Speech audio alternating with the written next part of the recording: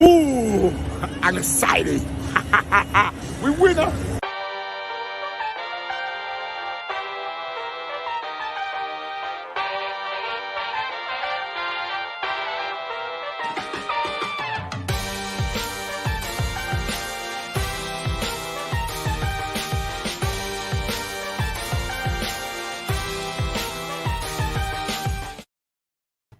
Welcome, everyone, to this special July 4th edition of Fish Stripes Live.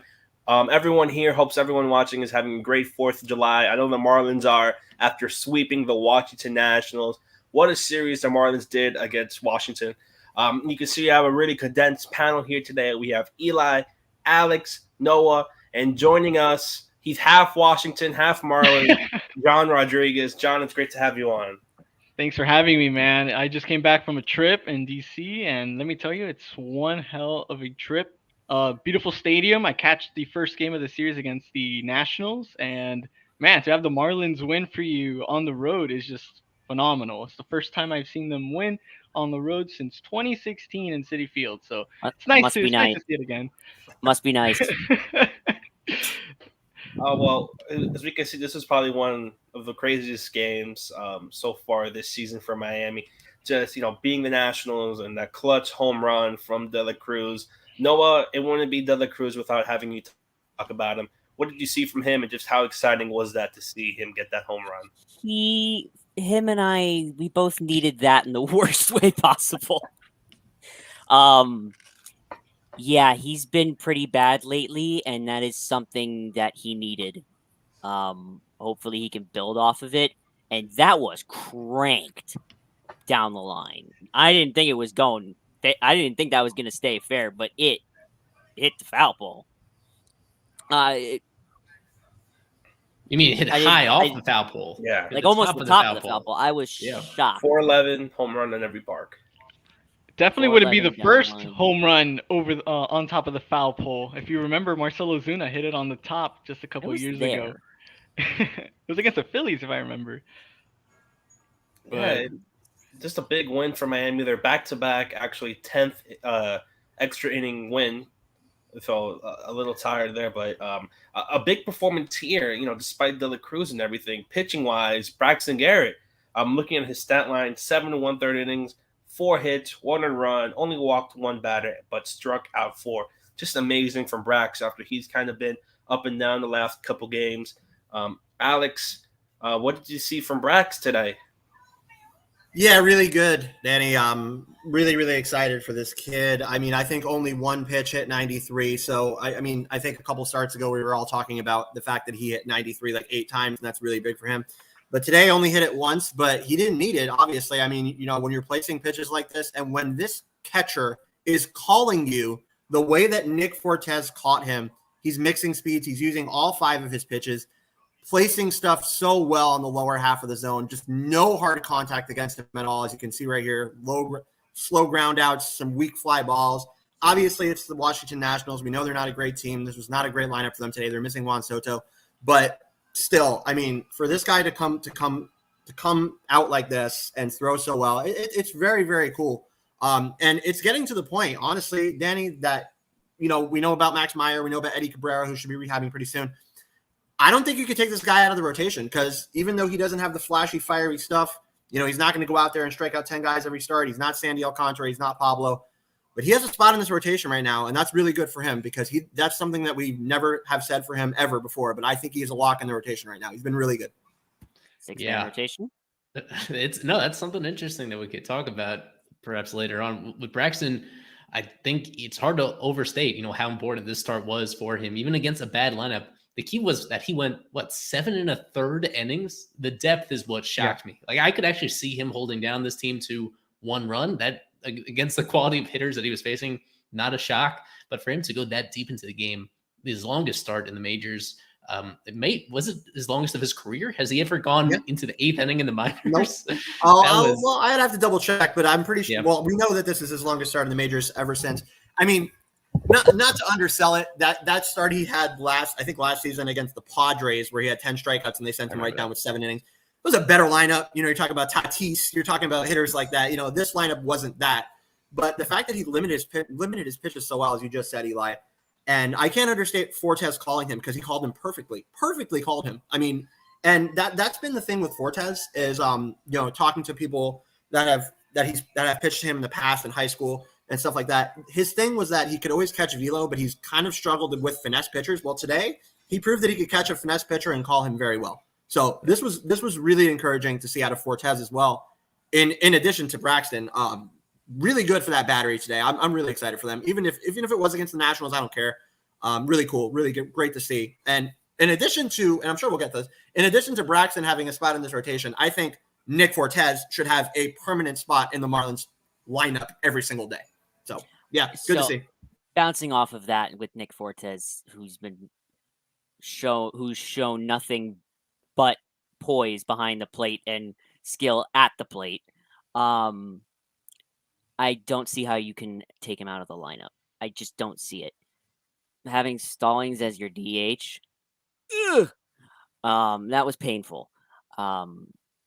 So honestly, I would not be. Was it really John Birdie, the series MVP?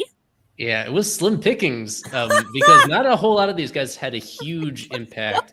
I was close with Aguilar, but then but he didn't quite pull through. So it was Birdie kind of by fractions of a tenth. How can you pick the split? Win.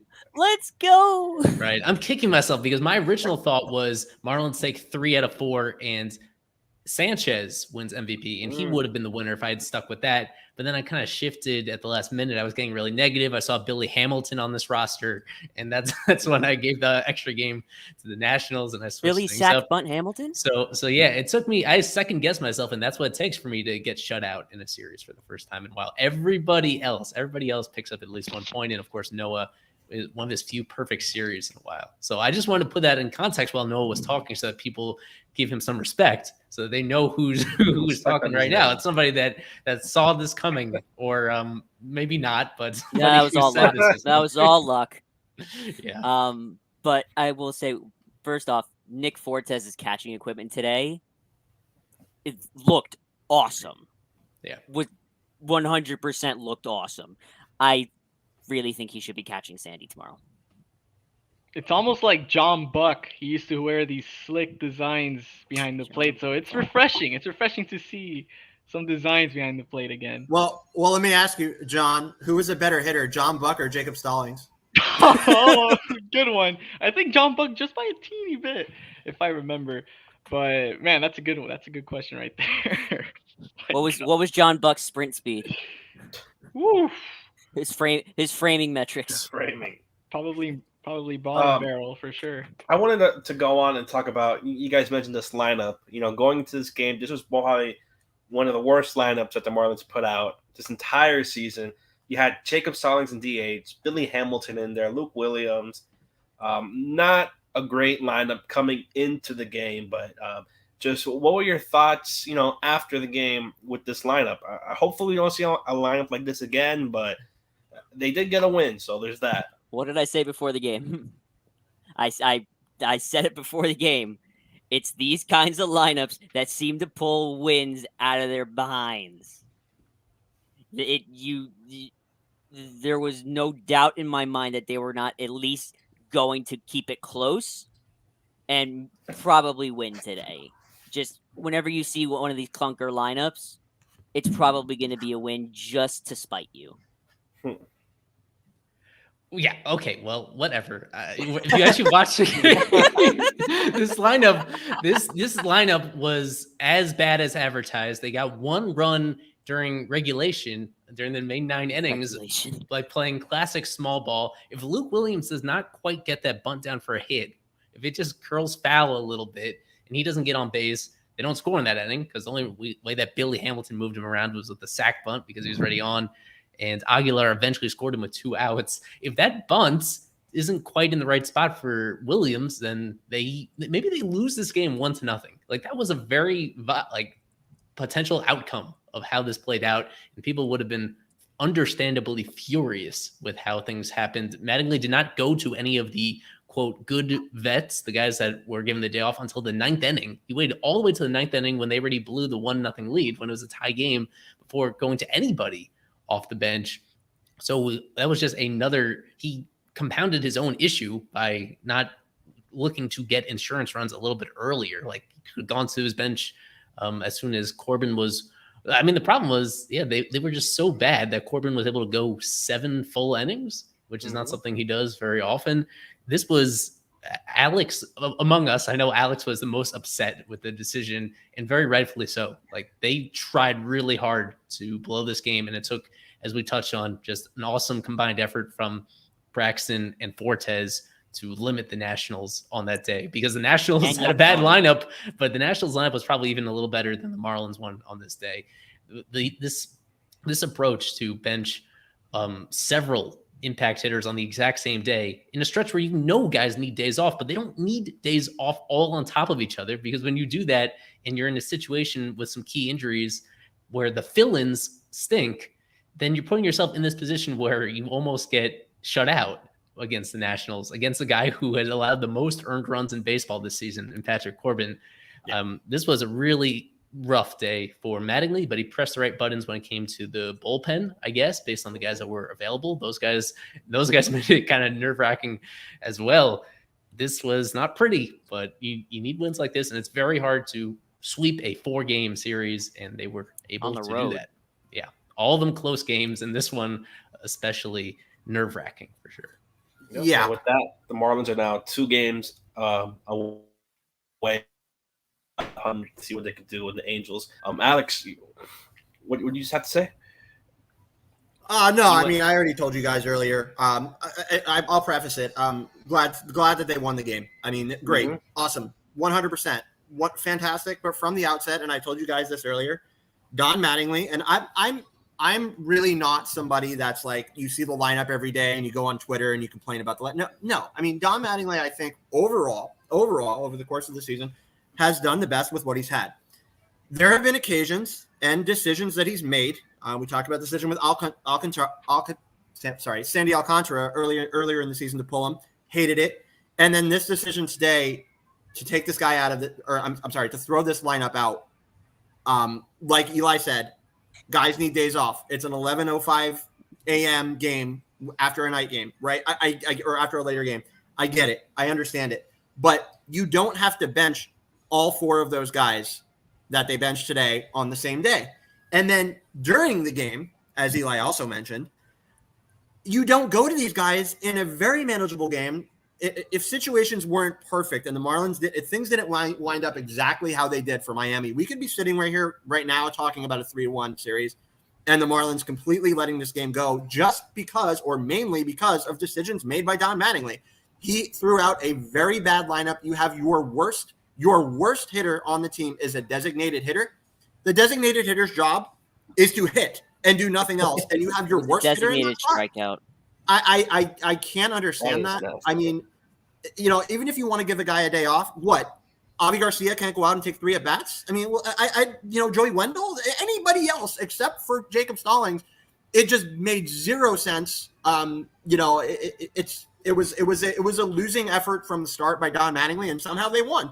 So maybe there is some truth to what Noah said, that you throw out a weird as shit lineup and it works out. But it happened today. But this was a very bad look for Don Mattingly, not only in the lineup that he threw out, but the way that he managed this game offensively was very, very bad. So yeah, I mean, I have no other excuses. I won't play results. I won't sit here and tell you guys that, hey, just because they won the game, I'm a fan of that lineup and a fan of his decisions, because I was not. So it worked out great, but not a great look for Donnie today, for sure. It's another one of those, we're going to come out flat, but they didn't. They got away with it. Done. Well done. For this series, I also want to talk about some more of the starting pitchers that we did see. You mentioned Braxton Garrett, and the guy similar like him, who might not have a spot in the rotation or is looking for a spot, is Daniel Castano. He did have, I would say, a decent game. 5 innings, 4 hits, 1 earned run, 3 runs, 1 earned, 3 strikeouts, and 2 walks. What did you see from Daniel Castano in that game against Washington? And does he now have a spot in the rotation? Is he now just a long relief guy? But has he at least earned a spot on the roster to keep him there? Yeah. I mean, the hilarious thing that I keep following, I think everybody else has forgotten about this, but Tommy Nance exists and he's on the Marlins and he has pitched once in the last 14 days. Wow. I'm starting to get concerned. One appearance in 2 weeks. When we're talking about optimizing this pitching staff, there is one more spot than we think about because whoever gets bumped out of the rotation, perhaps in the near-term future, if it's Castano or Braxton, I mean, there's just room for them as the long man in the bullpen because that long man is not Nance. And you know what? Richard Blyer has not been used very much recently at all, but he's a different story. He's on a guaranteed contract and he has a track record. So we can forget about him. But I think certainly when you talk about Castano and his role on the team, originally when he came up early in the year, it was for that long relief type of stuff, mop-up duty. And at the worst, that is his role now, even if things really take an ugly turn for him heading into the break. Yeah, he's going to be on this roster for a while. He keeps showing that the adjustments he's made to go really heavy on his cutter to he knows that he has a bad four-seam fastball, so he just doesn't use it very much anymore. And he just uses his best pitches. Doesn't get very many strikeouts, never has and never will, but he's able to get a lot of soft contact. In this game, really the only hard contact that he allowed was in that 6th inning. When he started the 6th inning, still hadn't allowed any earned runs, and then Juan Soto crushed the ball against him as well. And just on that subject, on Soto, I think it is important to note that if he doesn't get injured midway through Sunday's game, maybe the outcomes of both games in this series look very different. That he was limited to 1 pinch hit at bat over the last game and a half because he almost pulled them back into Sunday's game. And that was a big sigh of relief that he's okay, but also that he wasn't. It helped the Marlins, no doubt, that he wasn't able to play all of today's game. Yeah, and also talking about these pitchers. Oh no! No. Oh yes. Who let him in? Oh yes. If you're not here with the actual Nick Fortes, eat it. How's your 4th going? What? This is Nick Fortes here. So. All right, Kev, you're in here. You got to talk. All right, keep going. Don't worry about me. Don't worry about me. I'm just here to watch. So then. All right. So wait, what were you saying? What did you see? What did you see from the game? What did you see from the game, Kev? Quick analysis. Of the game, or the series as a whole? The game that just happened. It was a good game. I mean, Braxton pitched well. Who muted me, bro? You know what? Whatever. All right, that's analysis from Kev. I really wanted to talk about Pablo Lopez and what we saw from him against Nationals. He did have a no-hitter, I believe, was 5-6 innings into the game, lost it, but overall had a really decent game. Now just a little wondering if he will make the All-Star team, but regardless of that, what did you guys see from Pablo, and how is he, do you think, performing as of late? Do you think this game maybe had a little redemption for him, the way he's been playing as of late? It was interesting. I mean, his velo, his fastball velo was some of the highest we've ever seen. That was interesting to see because this year, as a whole, even when he was pitching great early in the year, his velo was down. And that seemed to be like an intentional effort from him to do that in order just to command better and focus on other stuff to keep himself healthy. And to this point, he's been healthy. And this outing, the velo came out of nowhere from the 1st inning, and he carried it pretty deep into the game, hitting 95, 96, 97. He had a couple of 97s in there. He also hit 3 batters, and he also walked 2 or 3 batters, even when the no-no was intact into the 7th inning. So the effectiveness overall, especially against a bad Nats lineup, it wasn't quite as amazing as the no-hitter would make it seem like, but certainly his best start that we've seen in a while. And I think people may have noticed this. He changed his delivery. He cut out most of his windup. He pitched in a very abbreviated windup when there was nobody on base. It was pretty close to the stretch. So that was an interesting adjustment and something to look for moving forward in terms of for whatever reason, the spike in his velo is undoubtedly a good thing. and I think he averaged altogether was a nice start. Unfortunately, doesn't get the win out of it, but still, that was a fun outing, and it was nice for him. The longest no-hit bid from a Marlin so far this season. Yeah, I think the way that we can describe this outing for Pablo, even though he did go, six no-hit innings, I think, before he gave up a hit, effectively wild would probably be the best way to call it out. Waiting for you to use that phrase. Somebody said in our chat, and I think it's exactly right, that he was all over the place. I mean, he was hitting guys, he was walking guys, and that's not the atypical Pablo that we're used to seeing, who has this great control and command. So a little different. Maybe that's like what Eli said. Maybe he's getting used to his new windup, his new mechanics, something like that. Probably true. But yeah, he was literally all over the place. And against a better lineup, I have no doubt that he would not have gone 6 no-hit innings. But overall, good. Vila was good, like Eli said. That's the plus. But man, I'm interested to see how he does next start. If he's using the same mechanics, which we're guessing that he probably will. This new windup that he has. Which looks more like a stretch windup than anything. So I mean, yeah, it's definitely a new look from Pablo, both stuff wise and command and control wise. The velo is the plus, like we said, but yeah, I mean, against a better lineup, I'm kind of interested to see how effective he is. But overall, in this start, really good. 6 no-hit innings, awesome to see anytime you see it, no matter how you see it against whatever major league lineup you see it against. So definitely interesting, but we'll see how he goes in the future. Yeah, another big thing from that game was top of the 9th inning. I believe probably the biggest walk from Miami this entire season with Avi Garcia, who was in behind in the count, and then he got in, got the walk, and then he just threw his bat. Just a really big walk there. And then he went to talk to Jesus Sanchez, and then everything changed after that. John, just what did you think happened between that conversation between Jesus and Avi, and then Sanchez with that home run to give the Marlins the lead? I think the approach was Avi using his, the fact that he's a veteran, coming over to Sanchez, who's much younger, trying to talk him over, tell him what to expect, what he's going to be seeing at the plate. And hey, you could talk about whatever you want about Avi there, but that was some incredible, whatever conversation they had, that sparked some magic. And Jesus Sanchez delivered the very critical at bat. And I know they tied it later on, but hey, if it wasn't for that home run, the game would have been lost. It would have been a lost cause for Miami. And props to Avi right there. I know he's gone through a lot, but no, you got to give it to him right there. That was one hell of a conversation. Whatever they spoke about, I hope there was some sort of interview there, hopefully in the future with Avi and what specifically they went over. You are underselling it. So actually, JP and CB said on the broadcast, and I've heard from others that Avi saw something that Tanner Rainey was doing and relayed that to the rest of the team. It's pretty obvious. And from looking at some of the video, Tanner Rainey was tipping his pitches. I'm not going to say exactly how, because I'm not qualified to. But he was obviously tipping pitches, and Avi saw it, and he relayed to the rest of the team.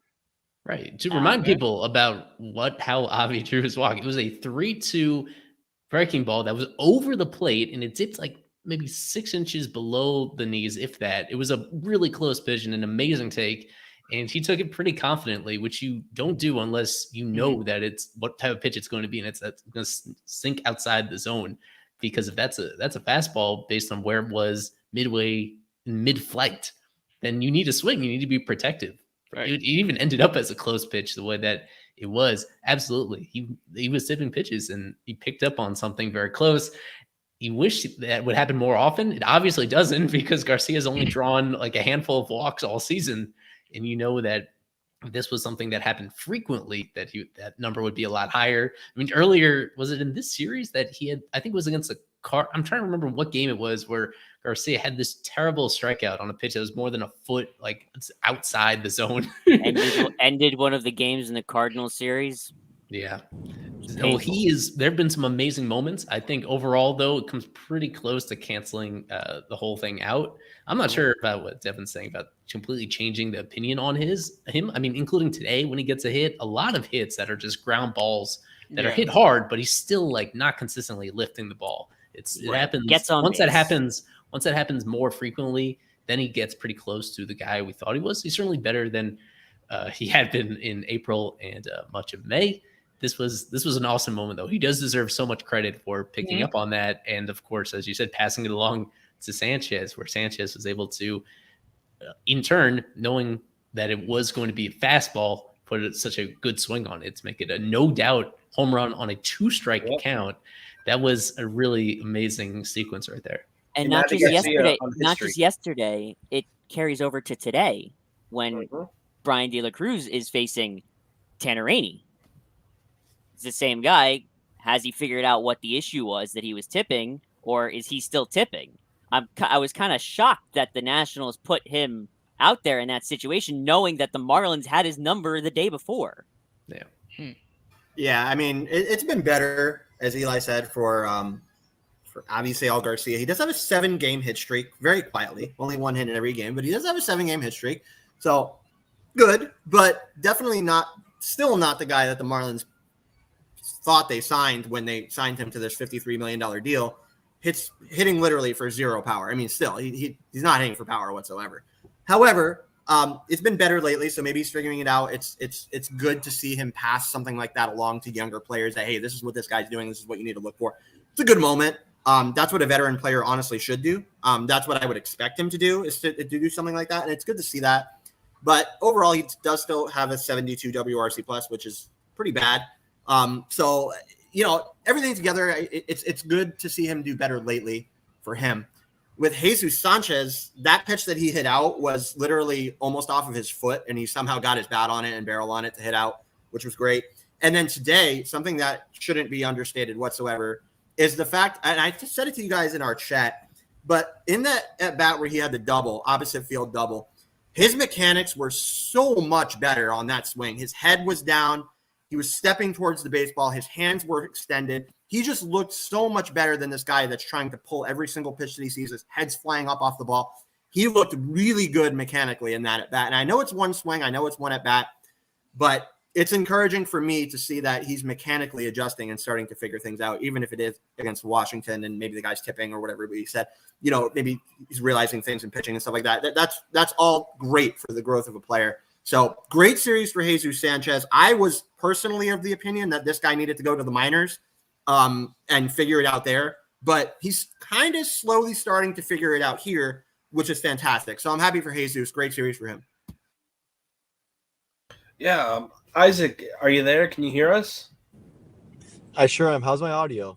Good. Actually good. What did you see from this game today against the Nats and from the series overall? I just wanted to touch on what Alex said. That pitch that Jesus hit out in yesterday's ball game, like what a capital of a mistake it was by Tanner Rainey. He was aiming high and in, all 4 pitches prior to that one, and he made a mistake and threw it low and in right into his sweet spot and cranked it. So, we talk a lot about Jesus Sanchez missing mistakes by pitchers. He didn't miss that one, so that was like a really big moment for him in his career for sure. You're down to your last strike. It's just amazing. So I thought that was really impressive. And today's game, I wasn't able to catch most of it. I was keeping on top of it as much as I could. Braxton Garrett, holy cow. And without Bass, Okert, Scott, your bullpen did the job for the most part, minus Pop making us sweat a little bit. I don't know how he didn't walk in a run in that in the 8th or 9th, whenever it was, but a great job overall. Yeah, really, they really did. And the play of the year is that Joey Wendell double play in the 10th inning. Phenomenal play there by the middle infield. So 4-game sweep, and now you take on a little bit of a tougher competition starting tomorrow. Yeah, but Joey Wendell's nicked up and can't be in the starting lineup, Isaac. I'm sorry, I'm going backwards. I just had to mention it. Alex, control yourself. I guess that one, it's a little combination of being a lefty, and he's someone that actually does have some lefty splits, and him just coming back from a hamstring. Last time they brought him back, he went back on the IL. That one I understand, but everyone else, I'm with you. Birdie, what the heck? These are professional athletes. They can play 17 games in 17 days when you have 5-day break coming up. That's a bunch of horse hockey. Horse hockey. And some analysis from Kevin. It says, say on stream that Kevin says that Rex Garrett has earned himself a rotation spot for the remainder of the season. I would love to field that one over to Eli. Great article. Do you find room for Max? Is it Castano? Is it Brax? Bullpen? What do you do? I think at the moment you got to stick with who you have at this particular time, because even with Castano, somebody mentioned to me, well, Braxton's great, but maybe Castano, if he slips up in his next outing, it just doesn't line up perfectly because that's going to be on Thursday and Max is not going to even be stretched out. All-Star break changes everything. Yeah, I think likely it's going to be a reset at the All-Star break, given the performance from Garrett today. It just can't be overstated, like how great he was, both the quality and the fact that he went so deep into the game.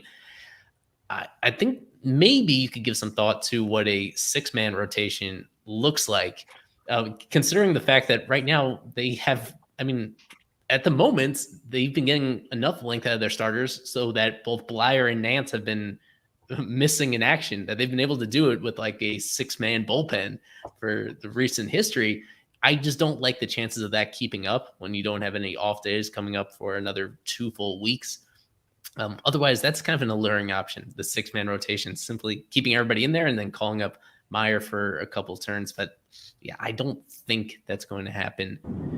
And I think they're in a fine position because overall, we were saying this even before the start, that both Braxton and Castano had impressed. And now this is kind of the latest step in that. Just to call it out really quick, Isaac, for those of you guys that may not have seen in AAA last night, Max Meyer, 6 innings, 2 hits, 5 strikeouts. Anybody want to guess the pitch count? I know the pitch count. But yeah. 61 pitches in 6 innings. So, if that guy is obviously clearly ready to contribute to a Major League Baseball team, I don't think they can hold him back. I understand what you're saying, Eli, that, it's working what they're doing right now with Dan Castano, Braxton. I think you got to put Castano in the bullpen and send down somebody like Tommy Nance or maybe even Zach Pop and get it done that way, because all 3 of those guys, Max, Castano, and Garrett, should be on a big league roster right now. And they have guys they can move and to make that happen. So honestly, I would be very, very surprised. Well, actually, I shouldn't say I'll be surprised, because I'm not surprised at all ever in anything that this organization does anymore, especially lately. But I would be very, very disheartened if Max Meyer is not here within the next 2 weeks. Wasn't Braxton through 61 pitches through 6 as well? I was just about to say, Glenn mentioned it on the radio. It was also 6 innings, 61 pitches for Braxton today. That's hilarious. And when can we expect Cody Poteet back up? Because that's another guy you can throw into the bullpen some long relief. He just started his rehab assignment recently, so it's not anywhere close to stretched out yet. Kevin also mentioned in the chat Luzardo. Luzardo's a long while away. Yeah. Luzardo, we were talking August. That's August. Poteet is somebody that could be back, you would think, on the other side of the All-Star break, perhaps, and that would be a clear upgrade over Nance. Like, that's kind of the Nance role that he filled so well for most of April before being forced into the rotation. With Castano, it's just that when he's performing well, this every start for him is going to be a big test. So how he does in this next outing, it's going to be against the Mets. My expectations are not high, but he has exceeded our expectations in most of his outings to this point. So I think, as much as you would think that, I believe pretty genuinely that, as I outlined in our article on fishhearts.com, that I think Meyer is simply better right now than Garrett or Castano. You know how these teams work. They don't penalize you based on projections and all that. They don't make those. You're allowed to, if you perform, you stay where you are. It's as simple as that. And they're not going to. They always wait until it's too late. One game too late, then one game too early. I wish that wasn't the case. And as fans, you want them to prepare every single game expecting to win, and not just hoping and waiting to be disappointed before you make that adjustment. I think realistically, that's what the team's going to do, though. It's going to give these guys opportunities to keep going until it's really clear that they can upgrade internally. There's so many oddities in terms of, you talk about, the roster construction, whether it's positionally or in the rotation. There's so many oddities too that they are going to be dealing with shortly. We talked about Cody Poteet, but then you have Sixto Sanchez, who knows when that's going to happen, but what happens when he's back? And then you talk about somebody else like Edward Cabrera, who his timeline is just insane to me. The fact that he had this personal issue, and then he goes from getting ready to be in a rehab game and was probably going to start his rehab at the same time as Max Meyer, and now he's throwing it 90 feet again. It's just there's a story behind that. I'm sure Craig Mish or somebody else will probably get to the bottom of it. There's something happened there. But my point is that, you're going to have to answer questions shortly on who's on this roster and who's out of this organization. So as the trade deadline approaches, you look at names like that and you really got to weigh, because there's not going to be room for everybody. So there's going to be questions that need to be answered in terms of the construction. What is frustrating to me in terms of the construction in the meantime is the back end of this roster. And like we talked about today with the lineup, there's so many other guys that could be here over the guys that are here. And I know Luke Williams has been better lately. Brian De La Cruz hit the home run today. Billy Hamilton, whatever. But yeah, I mean, like just the back end of this roster could be so much better if they would just go to names, some kind of names, and they keep bringing in these guys from outside places like Williams and Hamilton. It's just, I don't know. At the GM level, I just don't agree, but it worked out today. So that's what matters, right? Yep. It didn't work out today. It ended up like they won the game. Winning, but they won. That's what I mean. But it could have been better. They scored one run against the worst pitcher in the National League. Yeah. Oy vey. This was a bad one. That's why I said, great. Any other team, I mean, it's a series sweep. It's great. We're all happy about it. But just look at everything in a nutshell. Sound happy. How they did it. It's just like I'm not on cloud 9 after this. That's what I mean to say, because of Mattingly, because of above Mattingly, everything together. It's just an interesting spot, and they're going to have questions to answer, and they've already answered some questions badly to me, in my own opinion, but we'll see how they go in the future. It's going to be an interesting trade deadline. I'll say that for sure. Yep. And now the Marlins are only 4.5 games behind the wild card, with an important series against the Angels and then the Mets. Is this a team that could potentially make the playoffs?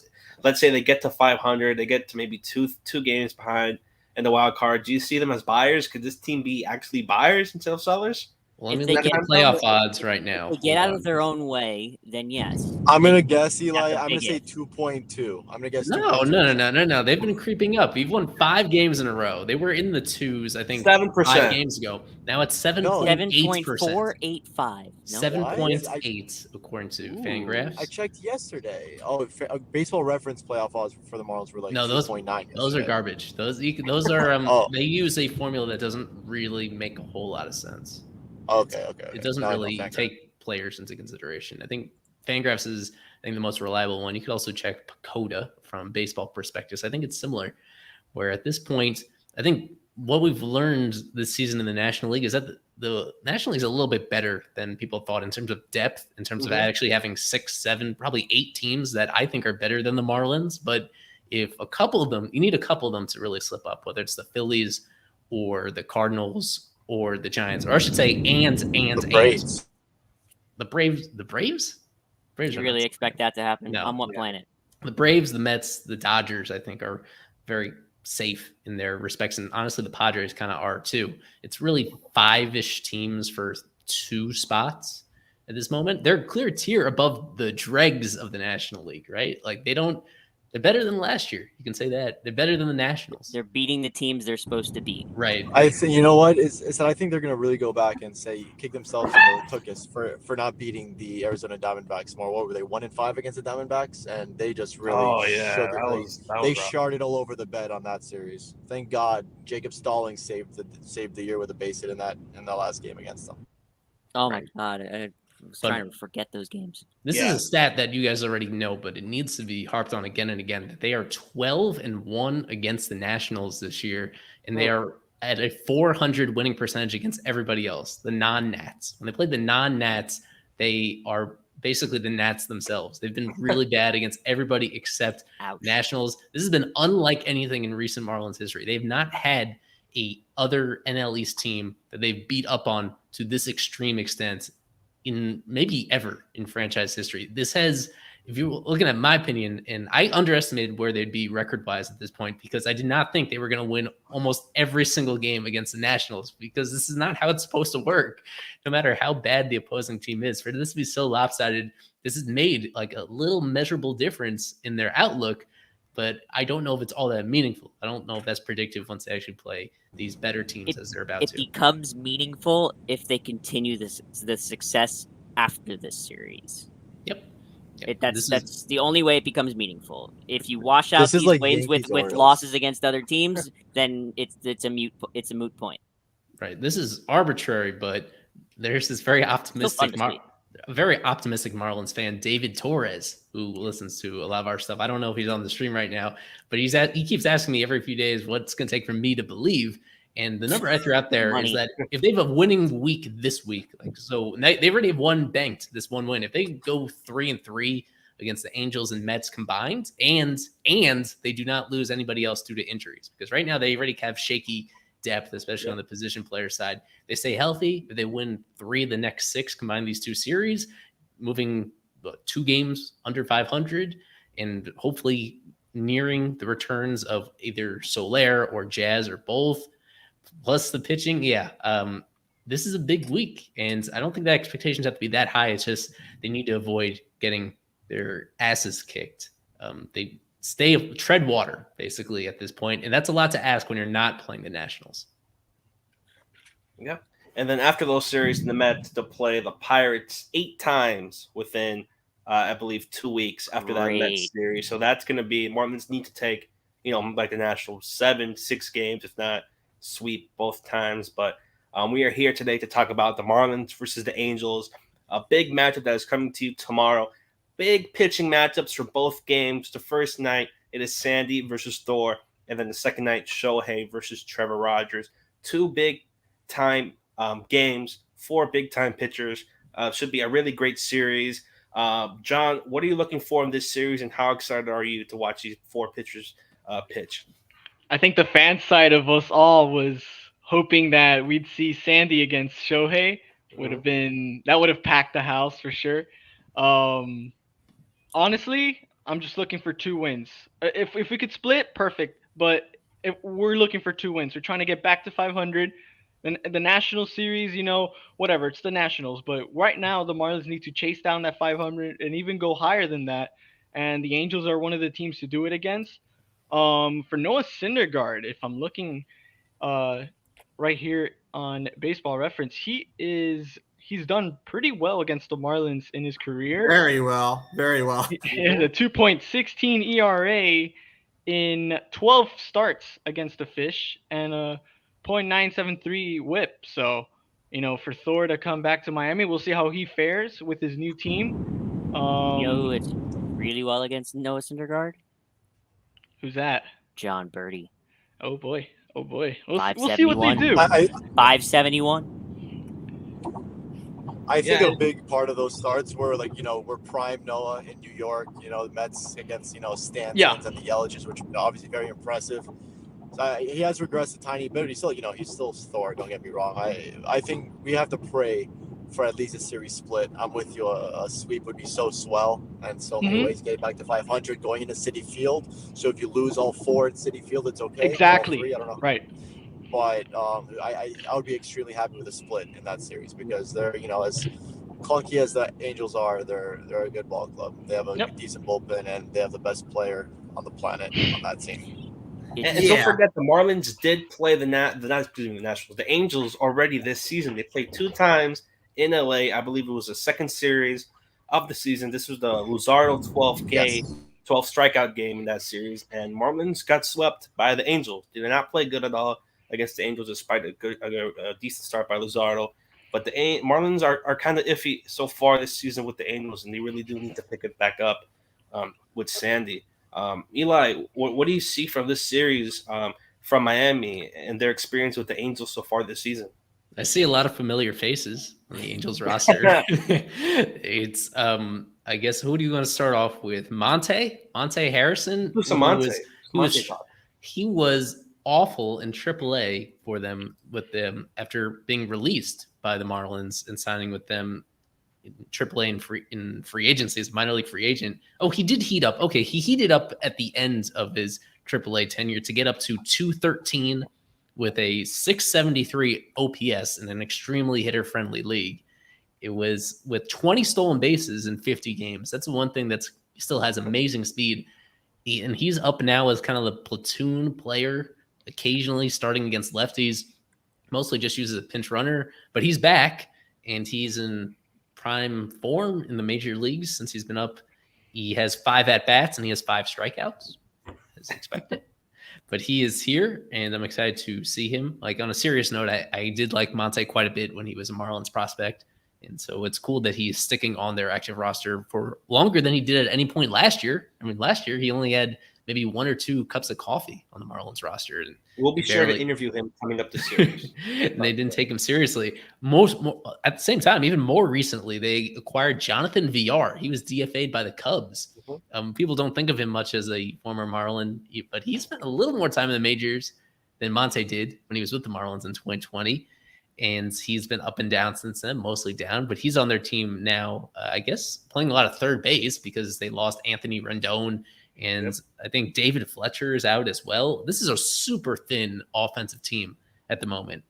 It's a super thin everything team right now. They're on their 4th string manager. Joe Madden was fired. Phil Nevin is suspended. Ray Montgomery is suspended. So their catching coordinator is their manager right now. Right. Wow, so that's actually hilarious. I'm trying to get the full list of who's suspended because the managers and coaches can't appeal suspensions. So they started serving theirs already. And it was Nevin that got a 10-game suspension. Yep. And that continues through this series. A couple of their players, I think, are still appealing. And that's why they could be in this series. Yeah, like Raisel Iglesias is on that. I think he served his yesterday. Yeah, I think it was Ryan Capero. Was it just a 1-gamer? Was it 1 game? Or I thought it was 3. We're trying to get a full list. It's okay. And then the one thing I want to ask, I'm sure someone knows off the top of their head, they didn't decide to call up Chad Wallach for this series. No, he's not on the team right now. More surprising than that to me is the fact that Noah's favorite player, oh my God, don't even is not in the majors. Like this guy, as Eli said, this team is struggling for offense. Like outside of a few guys, they struggle for offense, as he said. So Magneuris Sierra is playing literally some of the best baseball of his career in AAA. He already has 6 home runs this year. We know he doesn't have a home run at the major league level. We know how porous he was with the Miami Marlins.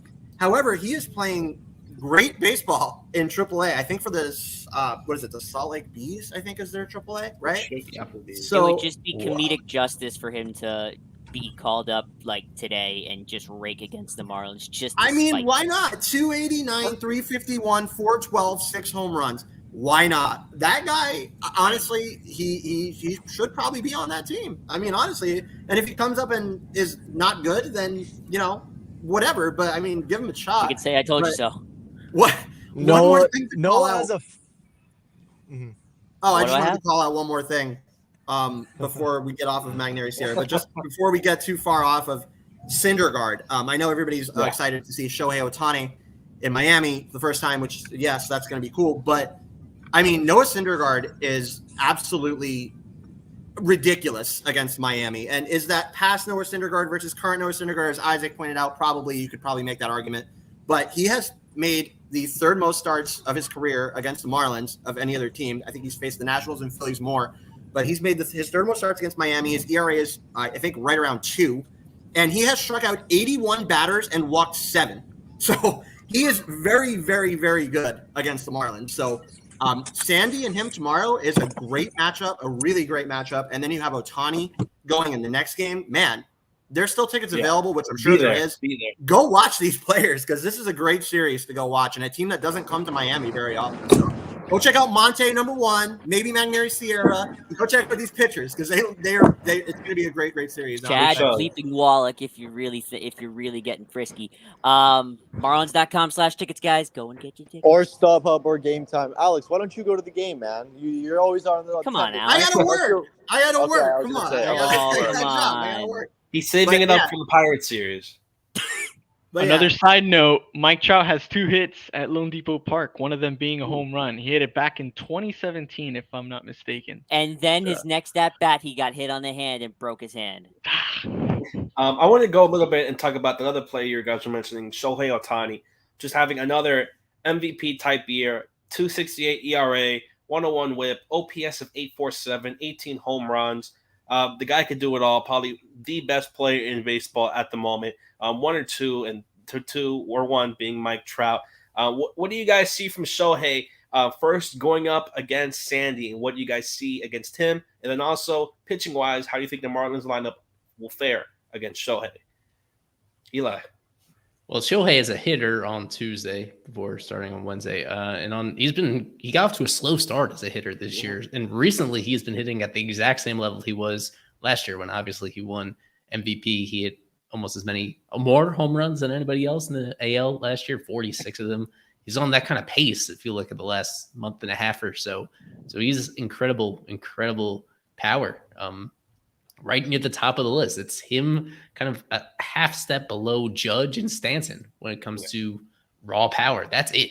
And he's at the top of the list.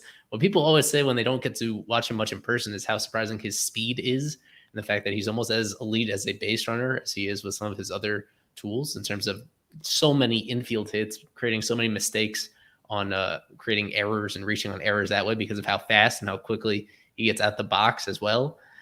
He's not John Birdie, but he's a pretty good base stealer when he needs to be as well. Just 8 stolen bases on the year, so not bad for a guy who's like 6'5". And that's well behind like his historical paces. He's even capable of more than that. So yeah, you can't say enough good things. He really is as valuable as any player could possibly be.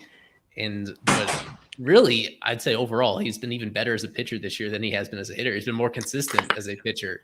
He is pitching clearly better than ever with the combination of swing and miss that he has.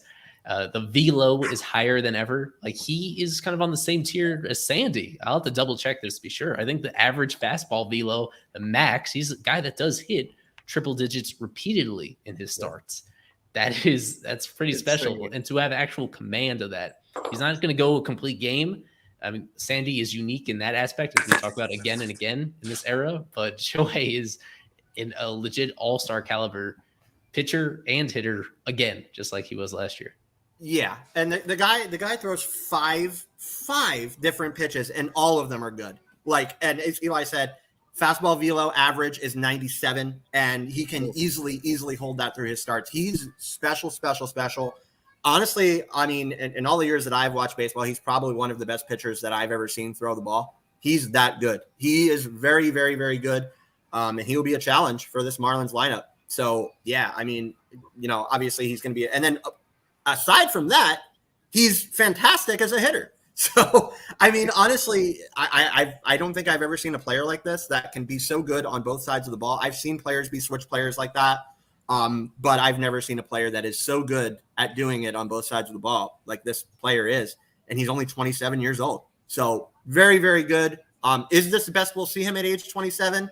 I honestly think that if he got better, it would be like, how can you possibly get better? But I wouldn't put it past this guy because he's got a lot of potential still and is a very, very, very, very prized player in the league right now. So, yeah, Angel's got a special one in him. Yeah, just incredible. I'm looking at his stats right now. The last couple games, 5 innings, 11 strikeouts, 8 innings, 13 strikeouts. Then he went 6 and 7 innings. So he's a guy who could kind of go deep into the games and will strike out a lot of pitchers. How do you think this matchup fares against Trevor Rogers? Do you think Trevor Rogers is going to get a home run? Is Shohei's going to hit a home run off Trevor and then just throw 8 innings against the Marlins? How do you think this matchup fares up for Trev? I think it's a tough matchup for the Marlins offense, first of all, against Shohei. Obviously, for all the obvious reasons that Alex was mentioning, just of how good of a pitcher he is. But this just seems like the type of pitcher that Miami's, I guess, mediocre offense at best, it's going to be a tough one for them to deal with. The velocity and the splitter, that's absolutely disgusting. You think guys like Jesus Sanchez and Jesus Aguilar aren't going to be whiffing at those things all the time. So it's going to be a really tough matchup for Miami's offense. And Trevor, he's going to have to be good. I think he's going to have a good start, actually. I think that's definitely the game that they lose of the two. But I think Trevor's actually going to be okay. Like Eli mentioned, it's a little bit of a depleted lineup. As of right now, no Anthony Rendon, who would be tough for Trevor. And they're missing a few other guys. But it could be a little bit of a pitcher's matchup, a pitcher's duel on Wednesday, in my opinion. Yeah. But tomorrow's game is what I'm really looking forward to. Sandy against Thor. That's the game for me. You guys are gonna yell at me when I say this, but all time versus Shohei Ohtani on the Marlins roster right now. I can see Alex. Billy Hamilton is hitting 500 against him. It's 2 at bats. It's 2 plate appearances. I was going to say 150. Joey Wendell's hitting 250 and 7. Listen, guys, he's got some. Yeah, well, sorry, I had to. Talking about Shohei, I think we're all leaving out one of the best players of all time, best player of this generation, Mike Trout. Just also, how do you guys see him facing up against Miami? I think Sandy and Mike Trout is going to be must-watch television. That's something every at bat you're going to have to watch. And how do you guys think Mike Trout is going to do, especially against Sandy? He's not going to know what hit him. I think he's due to have a very good series because he's in a monumental slump right now. Right, he just was awful in his most recent series in terms of swinging and missing and striking out every which way that you possibly could for a guy that even in his worst days floats around an average strikeout rate and is usually even better than that. So maybe they're catching him at the right time, or maybe the opposite of that. Maybe this is when it flips and he starts being Mike Trout again in all caps. So it's hard to say because of the timing of this. It gives you some hope that he is not the indestructible force that he sometimes is in his career to this point. But for the season overall, like it is perfectly in line with his career. It's more slugging than on base compared to his history, where he is hitting home runs as high clip as he ever has, but he's actually not getting on base at the same superhuman level that he used to. I think he's somebody I do like the matchup of Sandy against him. I think Sandy could get him out, could at least hold him hitless in 3 or 4 matchups against him in that game. But I think as people are alluding to, I'm not so sure about how that's going to go when he's facing Trevor. That'd be sad to see because Trevor is very steadily like moving in the right direction. So maybe he surprises us and really does elevate his game and start to reestablish himself as a legit like mid-rotation starter, if not better than that. He's been in that direction. I'm a little nervous for him in this series, though.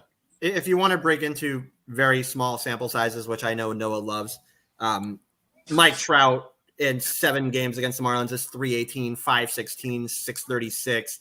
Been to Lone Depot Park 3 times and has 2 home runs at Lone Depot Park. So, I mean, honestly, as Eli said, who knows coming off of the injury that he just had, is this that same guy? I mean, I guess that's kind of what we need to see. Is if this is the same guy, if he's back at 100%, if he's that same literally unstoppable player that he has been for most of his career. But I don't like those historical stats, even though it's a small sample. I think 31 plate appearances, which is not a lot. But still, I mean, I look at that and I'm like, man, well, he doesn't have trouble hitting at Lone Depot. Will he have trouble hitting Sandy? A lot of people do. And that's what you're going to find out in the start. So, yeah, it's going to be an intriguing series on a lot of different standpoints. You got Shohei, you got Trout, you got Trevor going, see what he's going to do. See how Sandy faces up against this whole lineup entirely, including Shohei Ohtani. So I'm excited for this series. I think this is going to be one of the more entertaining 2-game sets of the season so far, especially with where the Marlins are at in the standings. Definitely a lot to watch in this 2-game set against Los Angeles. And mentioning hitters like Shohei and Trout, I think the Angels also have some sneaky good hitters also on their lineups despite those players. One would be Jared Wallace, former feature Marlin Brandon Marsh, who was in trade talks last season, and also Taylor Ward, who's hitting 308, has a 950 OPS, and also has 12 home runs. So the Marlins would also have to worry about other hitters and not, maybe just focus solely on Shohei and Mike Trout. And I think with that, if anyone else has anything to mention, it's prediction time. Prediction time. Noah, you have the honor of going first for predictions in this marvelous series. Is this updated standings? It is. You're in a tie with Isaac right there. I'm still covered by the title. Come on. I'll take second. There we go. And the important thing to note is here that Eli got one wrong, which sort of snaps his insanely hot streak. Yeah. He was 0 for this week, and I was perfect this series. All right. So I'm good. I'm naked.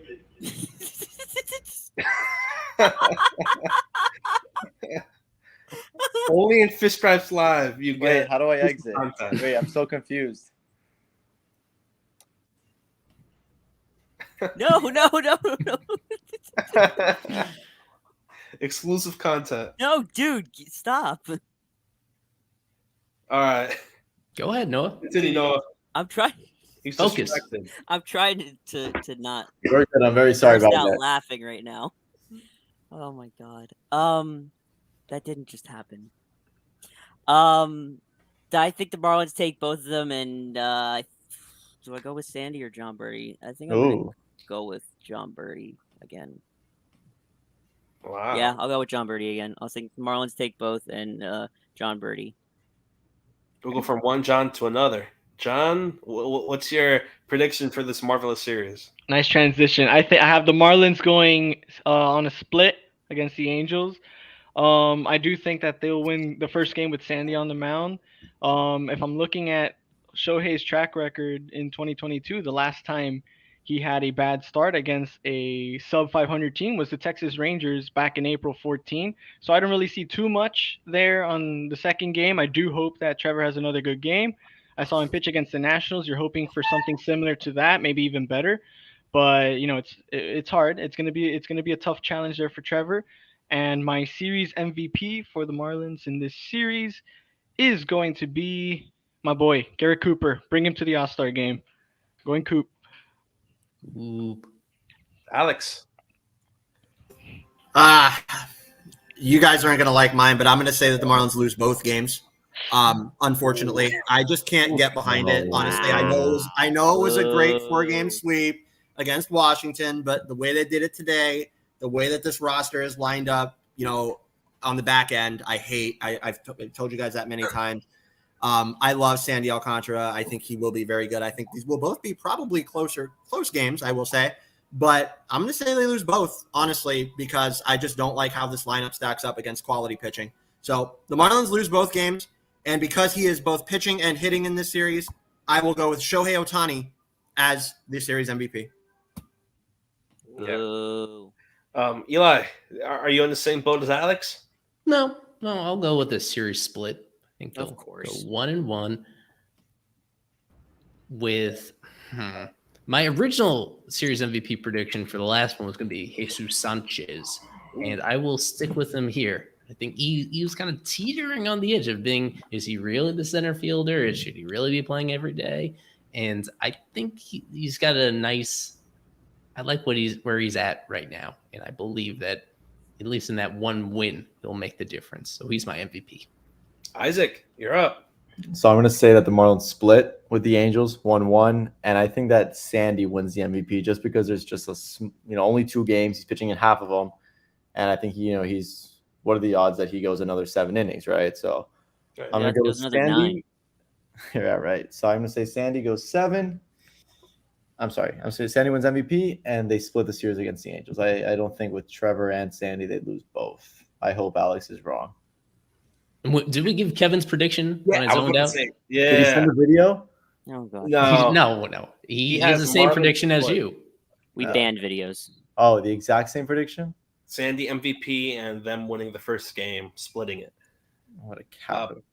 For me, I think I'm going to go kind of with Alex, but I'm going to go series split. Marlins take the first game, lose the second game.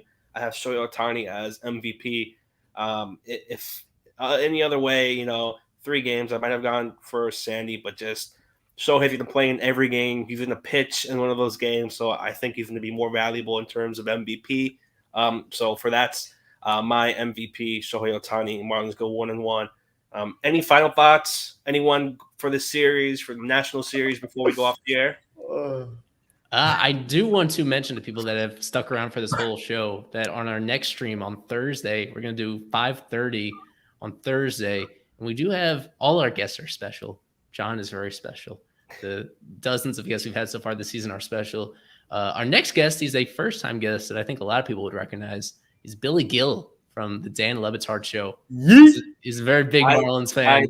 And we've been trying to set this up for, I think, no exaggeration, over a month now. We finally found one. He was going to appear on this stream if we did it at the usual day and time on Tuesday. Instead, he's going to join us for the Mets one on Thursday. We'll start at 5:30, even though the game's at 7.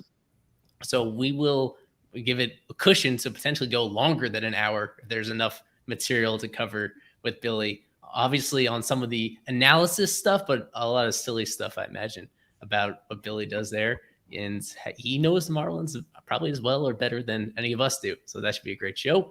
Hope you tune in wherever you tuned in today, whether on Facebook, YouTube, Twitter, and rewatch it in full afterwards, even if you miss it live. Yeah, with that, Daniel, for Eli, for Isaac, for Alex, for Noah, for John, for Kevin and his nostrils, this is Fish Stripes Live, and always go fish. We got to end it off right. We got to